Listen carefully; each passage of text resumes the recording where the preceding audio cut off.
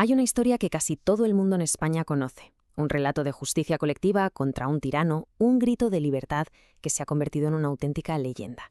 Pero, ¿y si os dijera que esa leyenda tan inspiradora se construyó sobre una mentira? Es que este verso resuena en la cabeza de casi todos. Es el símbolo definitivo de un pueblo unido contra la opresión, un grito heroico, casi sagrado. Una imagen tan potente que de alguna manera ha definido nuestra percepción de la justicia durante siglos. Pero, a ver, ¿es esta la historia real? Hoy vamos a hacer precisamente eso. Vamos a desentrañar la paradoja de Fuenteovejuna, porque la leyenda que todos celebramos es en realidad una ficción magistralmente elaborada. ¿Y la realidad? Bueno, la realidad es mucho, mucho más oscura. Vale, pues empecemos por el principio, por el origen del mito. Viajemos a la mente y a la pluma del gran Lope de Vega, que en el siglo XVII no se limitó a contar una historia, forjó una leyenda inmortal. La obra es una maravilla, ¿verdad? Es un relato redondo, perfecto. El pueblo, unido por el honor, se levanta y triunfa sobre el tirano. Y la monarquía, como un árbitro supremo y justo, imparte un juicio final que satisface a todos. Una historia inspiradora, desde luego, pero quizás demasiado perfecta. Y ahora dejamos el teatro. Viajamos en el tiempo a la cruda realidad del año 1476. Porque es aquí, en el barro de la historia, donde la leyenda empieza a desmoronarse. El escenario real no se parecía en nada al de la obra. Para que nos hagamos una idea, el reino de Castilla no era precisamente un remanso de paz. Estaba literalmente partido en dos por una guerra civil sangrienta por el trono. El poder no estaba para nada consolidado. Era un auténtico campo de batalla. En medio de todo este caos, ¿quién mandaba de verdad? Pues a menudo no era la corona, sino instituciones increíblemente poderosas como la Orden de Calatrava. Eran, para que nos entendamos, un estado dentro del propio estado. Y, por cierto, eran los dueños de Fuenteovejuna. Entonces, con este telón de fondo, ¿quién era realmente el hombre en el centro de esta tormenta? ¿Quién era el infame comendador? Vamos a quitarle la máscara al villano de la historia. Y aquí, fijaos, aquí es donde el mito y la realidad chocan de frente. El comendador de la obra es un tirano movido solo por la lujuria, pero el hombre histórico, Fernán Gómez de Guzmán, no era un simple depredador, era el comendador mayor, el segundo al mando de todo un imperio militar, un político despiadado, de alto linaje y movido por una ambición sin límites. Pero lo más irónico de todo es que la verdad estaba ahí, en las mismas crónicas que el propio Lope de Vega consultó. Y esos textos no hablan de un levantamiento por honor, pintan un cuadro de una brutalidad que cuesta imaginar. No fue un acto limpio en defensa del honor, no.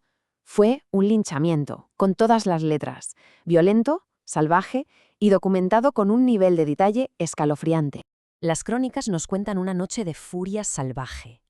Los habitantes asaltaron su casa, asesinaron a sus hombres, lo hirieron y lo arrojaron por una ventana para, una vez en el suelo, profanar su cuerpo. Un contraste absoluto con esa imagen heroica de la obra. Y aquí está el meollo de la cuestión.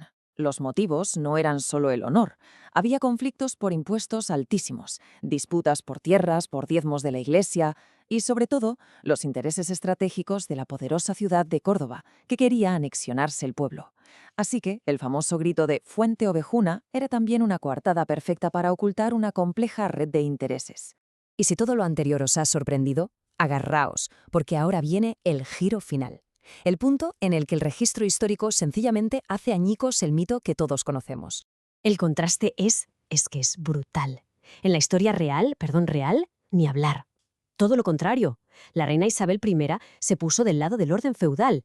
Ordenó que la villa fuera devuelta al control absoluto de la Orden de Calatrava. Es decir, el poder señorial, justo aquel contra el que se habían rebelado, fue reafirmado.